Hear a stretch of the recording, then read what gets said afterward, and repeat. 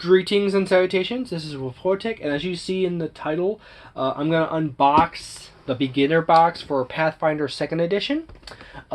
This came out a few weeks back, like back in the middle of November, roughly in the same week as Tasha's Cauldron of Everything. The reason why I didn't do the video then is because, you know, I was busy with a bunch of other stuff juggling around, and also at that time, the reason why it's not unboxed is because the Pathfinder 2nd Edition group is on hiatus due to the COVID lockdown. So as you can see, there's the font. You saw that in the thumbnail. There's the end, the edge, the other end, the other edge, and the back face and the front face. Oops.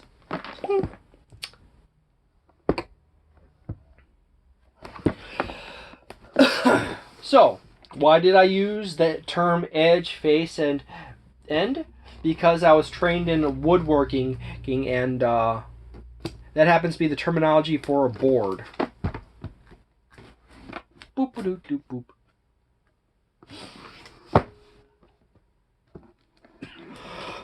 Beginner boxes give you quite a few things. They give you some dice. They give you some miniatures. Not miniatures. Depending on the beginner boxes, what company. They can be tokens, miniatures, or our little friend. What is the term they use here?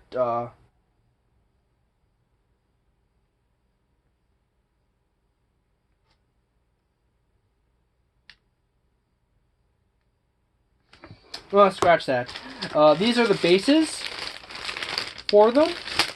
And here's some dice that comes with it. That's the bases for the characters and the monsters. A little nice card. Sirenscape.com. Bring a little advertisement for service.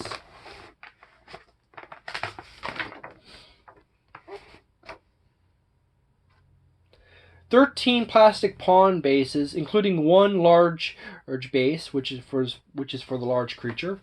Weirdly enough, there's one of them that's blue. I do not know why one of them is blue. Condition cards, player reference cards, stating the types of actions your character can take and how many actions you have.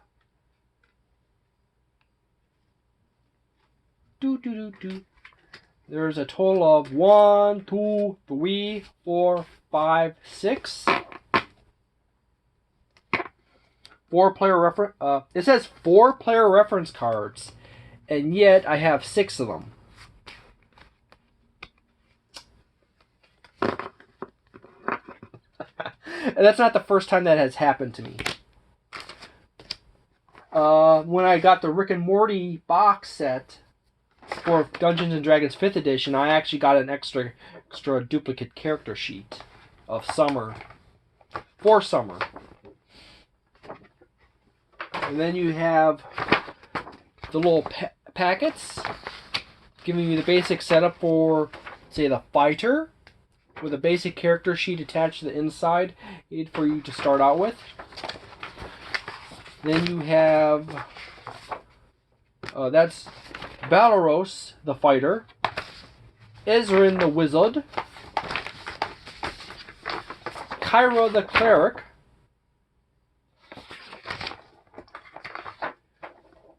Mauricio, the rogue. Boop.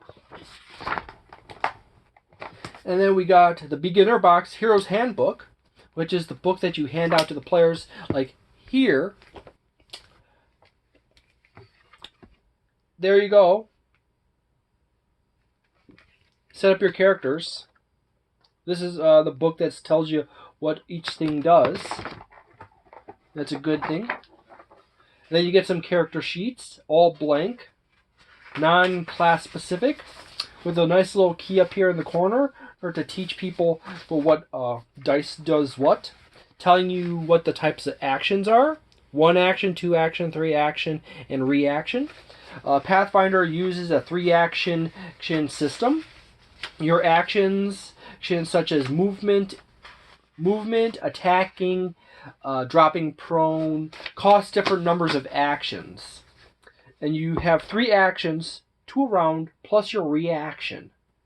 Your reaction is just like Dungeons & Dragons 5th edition or most Dungeons & Dragons and other Pathfinder and most other RPGs. It's a reaction to something happening on the field. Where your action is basically like you attack. Now, Pathfinder has this really neat concept, Pathfinder 2nd edition specifically, has this really neat concept of giving you 3 actions. If you can move, you can attack, move, and then there's some other actions that take up 2 actions, so you can do that, plus move, or you can attack. Clickety-clack, everyone's going on an attack, you know? That is actually rather nice. This is the Game Master's Serves Beginner's book. The nice thing about that system with Pathfinder 2nd edition, it's more tactical, and you're not wasting... you don't feel like you are wasting your potential by not moving. Because you can use the time it takes for you to move. Little fold out. Oop. Of the adventure that's included in the box. Yeah, I'm forgetful sometimes, so normally if I'm going to do like Dungeons & Dragons and Pathfinder stuff, I'm going to literally always have a book out, and I'm going to flip through the pages to go to the specific spot in the book and read out aloud and then explain out the thing. There's your pawns.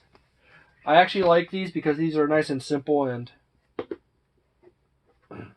you got your 4 default characters. There's down here in the bottom. And then you get some alternates. Like human female, wizard human female, wizard human male, wizard dwarf female, wizard dwarf male, wizard elf female, wizard elf male. And then you got rogue human female, rogue human male, and they got basically all here. So you got monsters and creatures. You got your characters, and then you also have the boss, which is right here on this sheet. Sorry. So you got multiple different. You have the 4 basics, 6 that are pre-made for you, and then you have of the 3 main races, different variations of the 4 major classes: cleric, fighter, rogue, and wizard.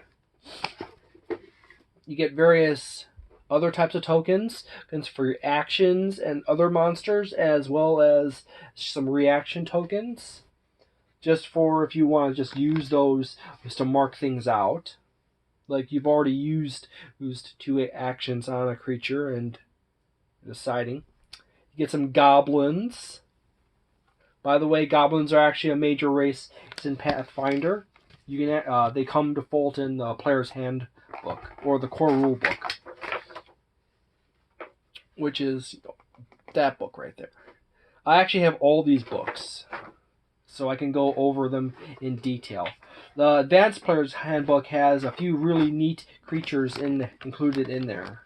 I do believe the Hobgoblin is also included in there, as well as a few others. So I did this is a really quick overshoot of a beginner box. Now compared to say the starter set for Dungeons & Dragons 5th edition, Dungeons & Dragons 5th edition is actually kind of really... You got some really basic sheets that are already pre-made for you. Pathfinder actually has substantially more stuff included in it. It also has this backer box. You could literally probably make this box this thick. This thick to hold all the stuff that's included in the D&D beginner set or starter set. There's not very much in there, and it's actually fairly expensive comparative to, say, the Pathfinder box, which you get all the pawns. So the starter set has, for D&D, it has a starter booklet, which relatively compared to the Pathfinder booklet, this Thin Little Wisp versus this book right here. My suggestion, if you are getting sick with Dungeons & Dragons 5th edition, and you're finding that Dungeons & Dragons 5th edition is just, you're just running out of ideas and everything's starting to become overly generic, I would suggest switching over to Pathfinder 2nd edition. It's a very similar system, but there is a bunch of new mechanics to it. There's more nuances and tactical components to it, so it's not so grossly overcomplicated that it's hard to figure out how to play it. But at the same time, it is also more deep, and you could get away with more stuff. And there's more feats and customization options in the classes than D&D 5th edition. D&D 5th edition is basically you have a very narrow selection of feats you can select between. And then you have multi-classing, and then you have spells. And then the number of options for magical items or tools is actually rather thin, where Pathfinder has substantially more. Pathfinder 2nd edition is newer than D&D 5th edition. Pathfinder 2nd edition, I think they started it out I think if they released the first stuff for it at the tail end of 2019, there's already more books for Pathfinder 2nd edition, and in each book there is way more stuff than Dungeons & Dragons 5th edition. So I'll try to cover both of them, actually. Pathfinder 2nd edition and D&D 5th edition when I decide to go around and start doing the how-to play videos and basic mechanics and rules videos. And the reason why I'm going to do the how-to play, like how to make your character, how to play the game, and then I'm going to do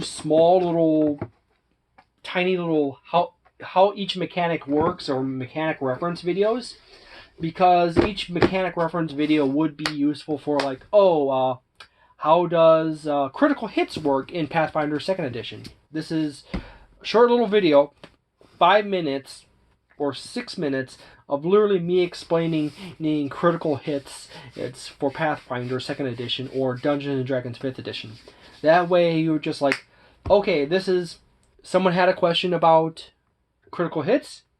Here's a tiny little video to hand the person to quickly watch, and boom, they're done. So thank you very much for watching this actually rather subpar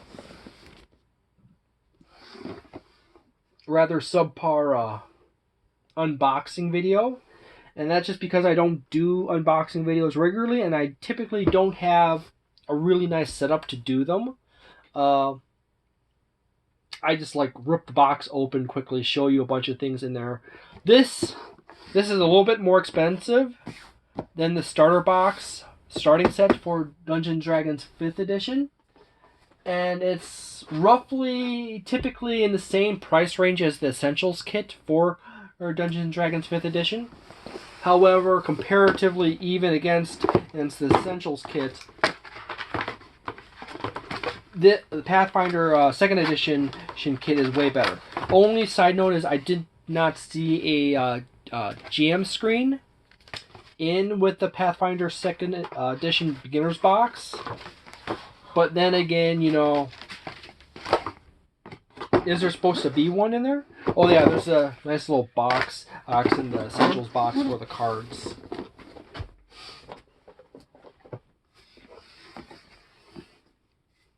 Now there's no reference of a. There's no reference of a supposed to be a GM screen here.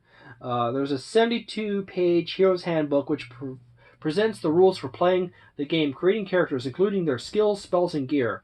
An 88-page Game Master's Guide containing the introductory adventure, over 20 pages of monsters, rules for building your own adventure, dozens of wondrous magic items.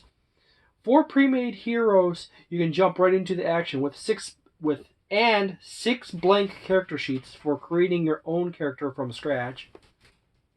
Over 100 character and monster pawns to use on a full-color double-sided adventure map. 4 game reference cards. I actually got 6, by the way. Reference cards to help players remember their actions. A complete set of polyhedral dice, including a D20, a D12, a D10, a D8, a D6, and a D4. No one ever includes D3s because, D3s are basically never used for anything other than like this or that. So maybe I should just do a second video or just continue on, Maybe I'll just actually just say this is the magical point in the video, that if you just wanted the basic quick over how many items are showed up in this book in the box, yeah, that's the part of that video. However, this is the Beginner's Handbook, Beginner Hero's Handbook. Flip through this quickly here. It covers the ancestries, which is basically dwarves, elves, and humans. There's more races in the other books. This is just to get you started. You got some backgrounds. You got cleric, second level character cleric spells, fighter, rogue, and wizard, and second level wizard spells. Equipment, finishing your hero. That's the character creation section. Then they have a skill section. Skill checks, general skill actions, skills and skill action tables, skill descriptions. This is not terribly complex. They're actually rather nice and very clear about each little mechanic in Pathfinder.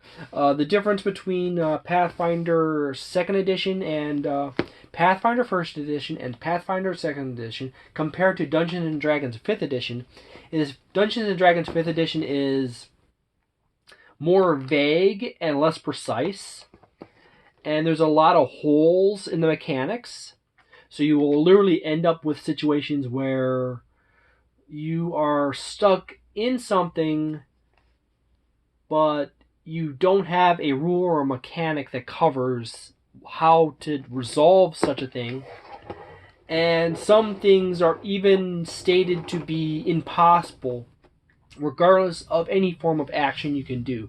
Say, like, if you're fighting a lycanthrope, say, like, a were-rat, if no character in your party has magical weapons or magic, you basically can't kill a were-rat. You could strangle it, you can dunk it, hold it underwater. It's basically immortal as far as the game mechanics in 5th edition are concerned. Where in older editions of Dungeons & Dragons, and even in Pathfinder, you actually have like, oh yeah, you could still kill the creature. It's just really hard without the appropriate magical items. And there's more depth to Pathfinder and the older Dungeons & Dragons. Dungeons & Dragons 5th edition is actually really simplified down for people to pick up quickly and just play and go. And more flexible and more ad hoc. Where the older D&D games and Pathfinder, there's actually more depth and explanation as to how things work. So it's easier for you to be more specific and be more precise with the mechanics. Pathfinder has, as you understand, there's the basic races, which is you got dwarves, elves, and humans. There are variations, by the way, in this. That is, you got Cavern Elf, Whisper Elf, Woodland Elf. You got a battle trained human, skilled human, warden human, and you got Rock Elf and not Rock Elf, Rock Dwarf and Forge Dwarf. I'm like bouncing around. Yes, you got Forge Dwarves, Rock Dwarves, and then for elves you got Cavern Elf, Whisper Elf, and Woodland Elf, and for humans you have Battle Trained Human, Skilled Human, and Warden Human. Now these are basically like your races plus your sub race. With the human, there's variants of a human, and you gain in various skills. It is actually fairly simplified, and when you flip over to the Pathfinder background section, this section, in the case of Pathfinder, Pathfinder has what I could describe compared to Dungeons & Dragons 5th edition. Most people would know 5th edition more than anything else. Is that the 5th edition has a lot more stuff tied into the backgrounds than Pathfinder does. And Pathfinder actually kind of takes the angle of 5th edition in the regard to background as being more loose and more free. But you still do gain various items and you get modifications to various stats and abilities in the background. Now, the awesome thing about Pathfinder is, even in really basic stuff, the beginner stuff, like here for Pathfinder 2nd edition, the beginner box has Acolyte, Criminal, Deckhand, Farmhand, Gambler, Scholar, and Warrior. That is basically almost half of what Dungeons and Dragons 5th edition has is for backgrounds. There's actually a few here that are Dungeons and Dragons 5th edition doesn't have, like Farmhand and Warrior. When you get to the actual core rule book for Pathfinder, there is 5 times as many backgrounds in the Pathfinder 2nd edition player core rule handbook versus the Dungeons and Dragons 5th edition player's handbook. And it's more concise and quicker to the point, and it's less fluff flavor in some regards. But when it comes to the backgrounds, you got a vastly superior variety that you can really play off of. And in the case of Pathfinder, you can find a background that will fit your character quite well. I'm not joking. Where Dungeons and Dragons 5th edition, in order to get to anywhere close to the variety of backgrounds, literally in the core player's handbook, the core rules book for Pathfinder 2nd edition, you would have to own every single Dungeons and Dragons 5th edition book to have anywhere near the selection that Pathfinder gives you in the core rules book. So when it comes to Pathfinder, you get a huge value increase with the whole thing, So you get a lot more for your money, and it's more concise, and it's quicker to the point, and there's more depth in the mechanics. So as I said before, if you're getting really bored with Dungeons & Dragons 5th edition, I would strongly suggest you consider Pathfinder 2nd edition. There's all kinds of fun stuff. This is the Cleric. Now this actually gets into some fun stuff here. As you can see, there's a skill here for the Cleric called Skilled Block, which is attached with that little little piece right there. Oop. That is specifically a reaction. So you can raise your shield.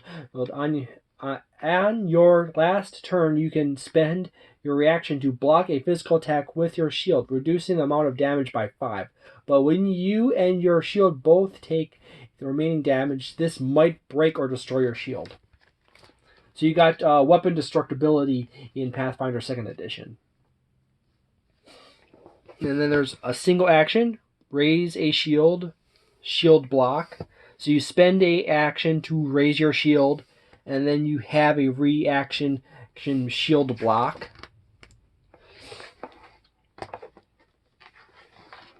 And then you get some cleric spells, just up to your second level cleric spells, I do believe. And as you notice, when looking at the symbol behind the name, that's the number of actions it requires to use that spell. So you got heal here, which is actually a variable one.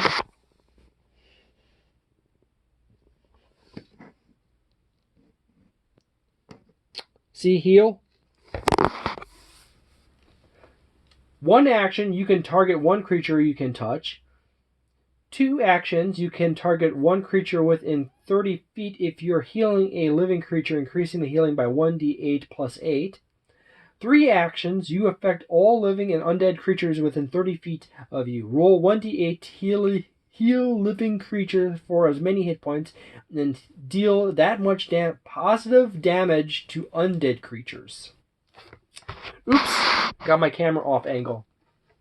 So just right there, in Pathfinder, you got 3 different variations on heal spell, just depending on how many actions you spend to perform said spell. So you could say you could heal someone. You can heal a few people by using 2 actions, and then you could use 1 action to raise your shield to protect yourself. And then if something runs up and hits you, you can use your reaction to block with that shield. And then it can just continues on with cleric spells. The first level cantrips, and then you got your first level spells, first and second, and then you got some cleric feats like cantrip expansion, healing hands, turn undead. And then you got third level cleric features, and second level cleric spells. So you got your cantrips and your first level spells, second level cleric features, and then your feats and your. It kind of just walks you right through the whole thing.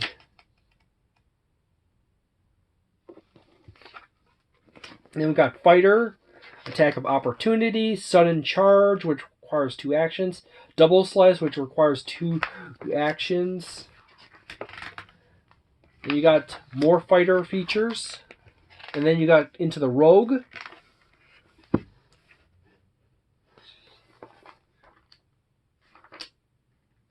You're next. Got some fun stuff in there. And then we get some wizard action here. Some basic entry rules for how the wizard operates. Play a wizard if you want to, and during combat encounters and while exploring. There's like nice little details like that, and that basically applies to all the classes. If you want to play a rogue, these are some reasons. During combat encounters basically describes how the rogue basically relates to combat encounters while exploring, how the rogue relates to while exploring. And you just go through all this. Yet again, another example of variability in the spells based on your magic missiles. Depending on how many actions you spend, it alters itself slightly. Then you got some basic equipment information for your character classes. Then you got some armor section. You got this nice little section where here it explains how to calculate armor class and all the other stuff, downing and removing armor statistics, category, AC bonus, dexterity cap, so on and so forth. And then on the next page, it has a bunch of details on what types of armor you can buy. AC bonus, dex cap, strength threshold, check penalties, speed penalty, armor traits. And then you got a section on basic weapons that you'll commonly come across, along with some ranged and martial ranged. And then you got some adventuring gear. And then you have finishing your hero section, basically explaining how to finish up the final details on your character and double check your stuff. Then you have a quick list of actions, an action common. How many actions it requires to do a particular thing? Like climb requires 1 action, grapple is 1 action, high jump is 2 actions, long jump is 2 actions, so on and so forth. Most part, do note that 1 action, 2s, gather information is just general things, Asterisk down here. This skill action is used during exploration and can't be used in combat. And you just continue down. And there's nothing in here that actually requires 3 actions on your basic stuff. There's untrained and trained. It goes into the finer details of such stuff, like intimidation and deception and all your different abilities, your skills. Yes. Playing the game instructions, how to play the game, which is nice. Then you got a section back here that's just basic actions, like drop, prone, escape, interact, leap, seek, stand, step, stride, and strike. And their subcategories by moves and how many actions they require. And each one of these is basically just 1 action. And then you go into finer details on immunities, weaknesses, damaging items, and so forth. And attacks. Your tactical maneuver tactics, like the different types of casting forms, like cones, area effects, bursts, stuff like that. Diagonals, orthogonals, line attacks. Unconscious, waking up, dying, wounded. There's actually wounded information for Pathfinder 2nd edition. Leveling up. Beyond 3rd level. This book basically just covers the first 3 levels. The next thing I'm going to quickly cover is the DM